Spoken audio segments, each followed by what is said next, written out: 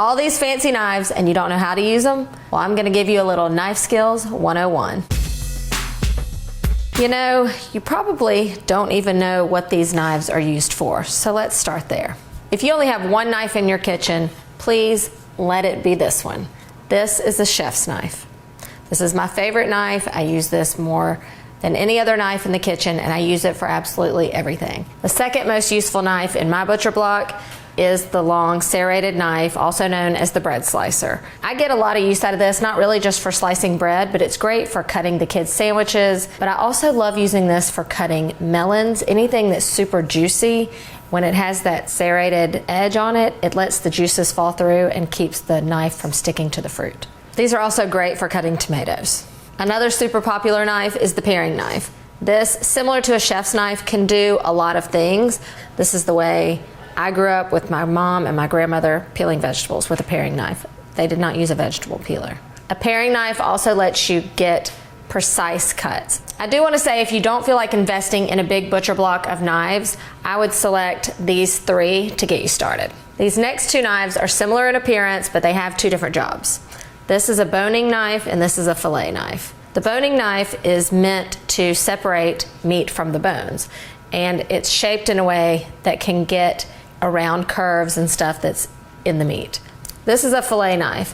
What you'll notice about the fillet knife is that it's more flexible and it bends so that it can get around tiny fish bones to create a very thin, perfectly cut fillet. And finally, what our grandparents probably use a lot, the basic utility knife. This, like its name, is used for everything.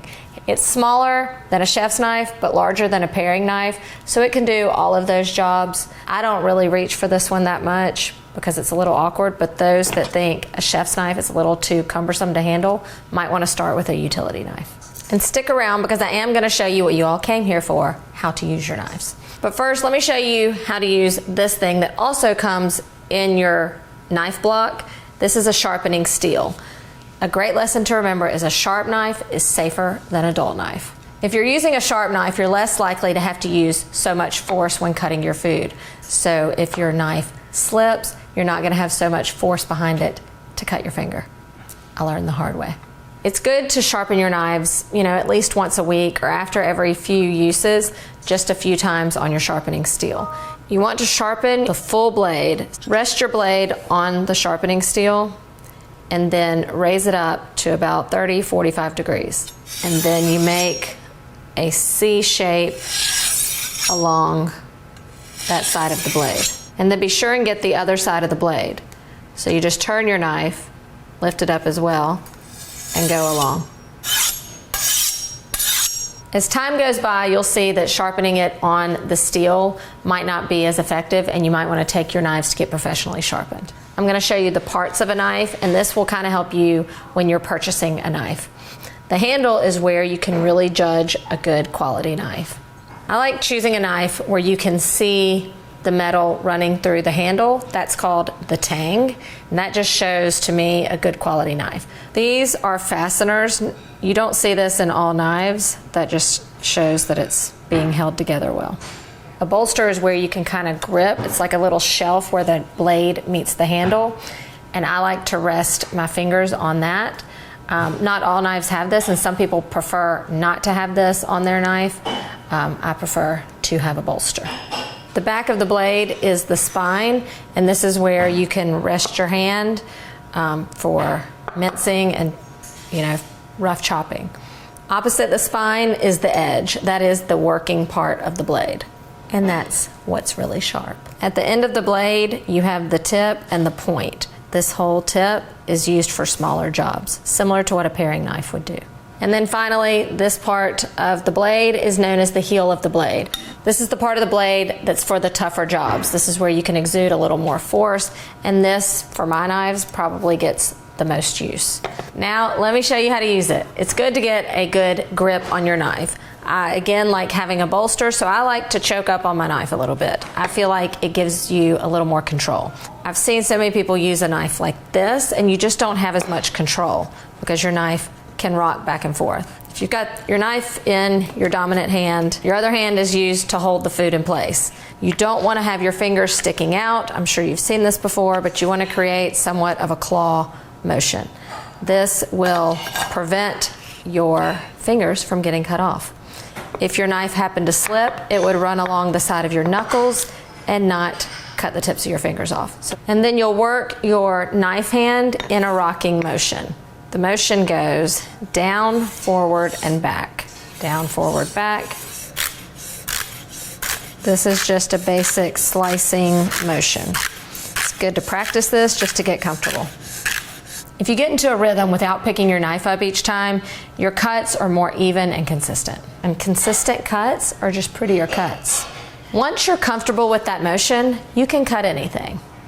Speaking of cutting anything, I have one formula that will really help you get good cuts on everything you want to cut. You just have to remember 3 small steps: slice, sticks, and dice. And it works with anything. I'm going to start with something obvious, like a potato. First things first, I need to get it into slices. If you're working with something round, it's always good to cut off a little piece to create a flat surface. I'm first going to create slices. From the slices, I turn them into sticks. And then from there, you dice. That method works no matter what size dice you want. If you just want big chunks for a beef stew, same thing. You would first cut it into slices, cut that into a stick shape, and then cube. Sometimes recipes call for super finely chopped things or small strips known as julienne. Let me show you how to do those too. Okay, I've got a carrot. I'm gonna get the ideal length I want. I'm going to create a flat surface so that it doesn't roll around, and then I'm going to do that method again. I'm first going to create some slices, and you want your slices to be as thin as you want your end product. Once you have your thin slices, you'll make your sticks. Now, isn't that pretty? For finely chopped carrots, you would then take those sticks and just follow suit. All right, you can still follow that same technique with things like a bell pepper that are hollow in the middle. You can create the slices by taking off the sides. Once you've created your slice or plank, you'll then do the sticks, turn the sticks to dice. Diced tomatoes are in a lot of recipes, and they're perfect for salads or soups. Again, same concept, diced tomatoes in only seconds. Speaking of tomatoes, when you've got something small like a cherry tomato or even a grape, your chef's knife can still do the job, but this would be a good time to reach for that paring knife. Smaller foods, smaller knife, it just makes sense. Now listen, just about every recipe you know starts with an onion. So for my final trick, I'm gonna show you how to cut an onion. First step is to cut off the tip end. The one that has the hairy roots, that would be the root end. Leave that. Next, cut your onion in half. All of these lines run vertically. That's what you want. It's easier to peel now.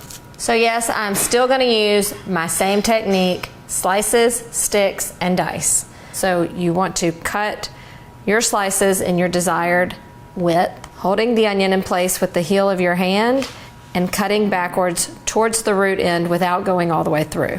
The root is gonna hold everything together the whole time. Then you're gonna do your sticks. You're gonna go along those vertical lines, and now you will go with that rocking motion and create your dice. I don't like to put my knives in the dishwasher. Over time, the strong heat and chemicals can start to wear on your blade and loosen the handle and things like that. So it's best to hand wash your knives carefully and never leave a knife in a sink full of soapy water. You can't see it when you reach down to clean your dishes, and you might cut yourself.